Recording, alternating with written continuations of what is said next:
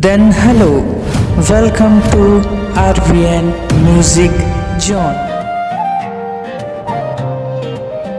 मोर छत्तीसगढ़ के लाल भाजी सुघर लागे थारी मसाजी, दाई के हाथ के स्वाद ऐसन खाके भर जाथे मन के राजी।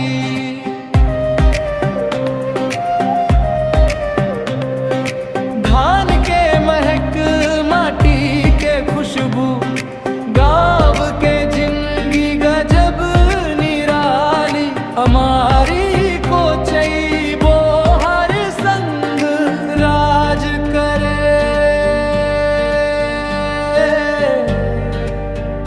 मोर लाल भाजी हरियर खेत नीला गगन, माया के रंग बिखराए, भात और लाल भाजी संग सुख के स्वाद मिल जाए। मोर छत्तीसगढ़ के लाल भाजी सुघर लागे थारी मसाजी, दाई के हाथ के स्वाद ऐसन खाके भर जाथे मन के राजी।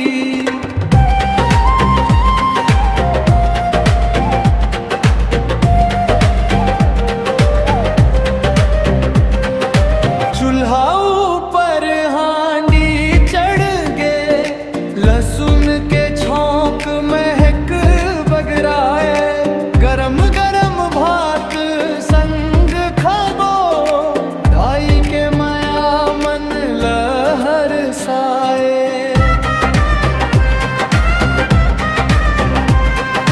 मेहमान आवई गाम हमर, पहली थारी भाजी परसाए, छत्तीसगढ़िया मन के पहचान, सादा जीवन माया लुटाए। पिज्जा बर्गर रहे शहर मां, मोर मन लन नहीं भाए, दाई के हाथ के लाल भाजी बार बार याद आए। मोर छत्तीसगढ़ के लाल भाजी धरती मैया के ये ताजी, खावब गवब गर्व करब जे हो मोर छत्तीसगढ़ राजी।